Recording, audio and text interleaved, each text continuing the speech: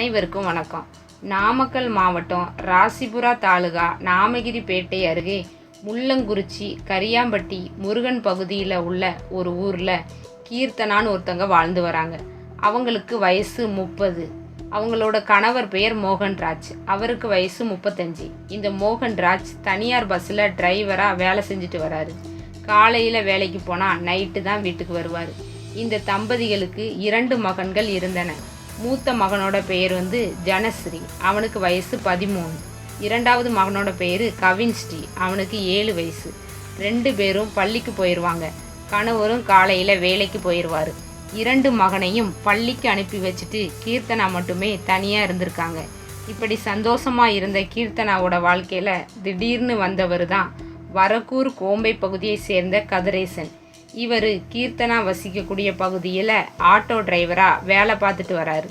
இந்த மாதிரி கீர்த்தனாவோட கணவர் வேலைக்கு போன உடனே நோட் பண்ணி கதிரேசன் ஒரு நாள் எதேச்சையா தண்ணி தாகம் எடுக்குது, கீர்த்தனா தனிமையில் இருக்கிறத தெரிஞ்சுக்கிட்டு தண்ணி கேட்டிருக்காரு.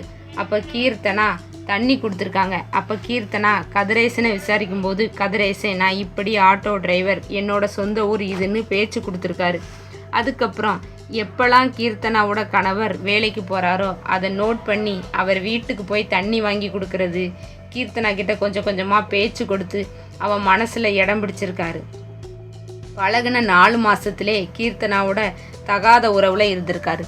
எப்பெல்லாம் மோகன்ராஜ் வெளியே போகிறாரோ அப்போல்லாம் ஃபோன் பண்ணி கதிரேசனை வரவழைச்சி 2 பேரும் உல்லாசமாக இருந்திருக்காங்க. கணவர் காலையில் வேலைக்கு போனால் நைட்டு தான் வருவார்னு தெரிஞ்சு இந்த விஷயத்தை அவங்களுக்கு சாதகமாக பயன்படுத்தி 2 பேரும் சந்தோஷமாக இருந்திருக்காங்க. ஒரு கட்டத்தில் கதிரேசன் கீர்த்தனாவை வீட்டுக்கு வந்து போகிறது எப்படியோ தெரிஞ்சிருது. அவரோட மனைவியை கண்டிக்கிறாரு. நான் வேலைக்கு போன பிறகு அந்த பையன் வரானன்னு கேள்விப்பட்டிருக்காரு. அதை கீர்த்தனா கிட்ட கேட்டிருக்காரு. கேட்டு கீர்த்தனாவை கண்டிக்கவும் செஞ்சுருக்காரு. அது போக இந்த கதிரேசனையும் சந்திச்சு நீ என் வீட்டுக்கு அடிக்கடி வரன்னு எனக்கு தகவல் வருது, இனிமே என் வீட்டு பக்கம் நீ வரக்கூடாது அப்படின்னு சொல்லிட்டு அவன் மனைவியோட கள்ளக்காதலனையும் எச்சரிக்கை பண்ணுறாரு. இதுக்கு அப்புறம் அவர்களால் சந்திக்க முடியாத சூழல் ஏற்படுது. உடனே கணவரான மோகன்ராஜ் தகாத உறவுக்கு இடையூறாக இருக்காரு. அவர் இடையூறாக இருக்கிறதுனால அவரை கொலை பண்ணிடணும், அதே சமயத்தில் நாமளும் போலீஸ்கிட்ட மாட்டக்கூடாது அப்படிங்கிற மாதிரி ஒரு பிளான் பண்ணுறாங்க. 2 பேரும் கொஞ்சம் சோகமாக இருக்கிற மாதிரி நடித்து நம்ம வேறு ஊருக்கு போய் சந்தோஷமாக வாழலாம்னு முடிவு பண்ணுறாங்க. அதுக்கப்புறம் ரொம்ப நாளாக திட்டம் போட்டுக்கிட்டே இருந்திருக்காங்க 2 பேரும். முதல்ல கணவனுக்கு தூக்க மாத்திரையை கொடுத்து கொலை செய்யலாம்னு முடிவு பண்ணுறாங்க. தூக்க மாத்திரையை கொடுத்து அந்த தூக்க மாத்திரையை கொடுக்கும்போது அந்த டேஸ்ட் ஒருவேளை கண்டுபிடிச்சிருவாரோ, நம்ம மாட்டிப்போமோ அப்படின்னு சொல்லிட்டும் தூக்க மாத்திரையை கொடுக்க பிளானை விட்டுறாங்க. வேறு மாதிரி பண்ணணும் அப்படின்னு சொல்லி யோசிக்கிறாங்க. அதுக்கப்புறம் தான் யோசித்து சரி நம்ம பேசாமல் பாகற்காய் குழம்பு வைப்போம், அப்படி வைக்கும்போது அந்த பாகற்காயோட கசப்பில் இந்த தூக்க மாத்திரையோட கொடுத்தா தெரியாது, கண்டிப்பாக சாப்பிடுவார், அப்புறம் செத்து போயிடுவாருன்னு 2 பேரும் பிளான் பண்ணுறாங்க. அதே மாதிரி சம்பவத்தன்று நைட்டு சாப்பிட வருவாங்க. பாகற்காய் குழம்பு வைக்கிறாங்க. அதில் தூக்க மாத்திரையை கலந்து மோகன்ராஜுக்கு கொடுக்குறாங்க. கொடுத்தும் கீர்த்தனாவுக்கு திருப்தி இல்லை. ஏன்னா தூக்க மாத்திரையை கொடுத்தா பொழைச்சிருவாங்களோ இல்லை ஹாஸ்பிட்டல் வீடுன்னு அலையணுமோன்னு நினச்சிட்டு இன்னொரு பிளான் பண்ணுறாங்க. அவர் சாப்பிட்டு விட்டு தூங்கின உடனே கதிரேசனுக்கு ஃபோன் பண்ணி சொல்கிறாங்க, பாகற்காய் குழம்பு வச்சு அதில் தூக்க மாத்திரையை போட்டு என் கணவருக்கு கொடுத்துட்டேன், அவர் அசந்து தூங்குறாரு, என்ன செய்யலாம் அப்படின்னு கேட்டு கதிரேசனை வீட்டுக்கு வர சொல்கிறாங்க. உடனே கதிரேசன் கழுத்தை நெரிச்சு கொண்டுடலாமான்னு கேட்கும்போது கீர்த்தனா இல்லை, கழுத்தை நெரிச்சு கொண்டா கழுத்தில் ஏதாவது காயம் இருக்கும், நாம் மாட்டிக்கிடுவோம், அந்த மாதிரி பண்ண வேண்டாம், வேற ஏதாவது தான் பண்ணணும், அவர் உடம்புல எந்த காயமும் இல்லாமல் நாம் அவரை சாவடிக்கணும்னு சொல்கிறாங்க. உடனே யோசித்து கதிரேசன் அவர் ஆட்டோவில் இருந்த வயரை எடுத்து தூண்டில் மாதிரி போட்டு போஸ்டில் இருந்து கரண்ட் எடுக்கிறாரு. வீட்டில் இருந்து கரண்ட் எடுக்கல, போஸ்டில் இருந்து கொக்கி போட்டு எடுத்து அந்த மின்சாரத்தை பிவிசி பைப் மூலமாக கடத்தி மோகன்ராஜ் உடம்புல மின்சாரத்தை பாய்க்கிறாரு. பாய்ச்ச உடனே அவர் துடிச்சு இறந்துடுறாரு. மறுநாள் கீர்த்தனா நாடகம் ஆடுறங்க.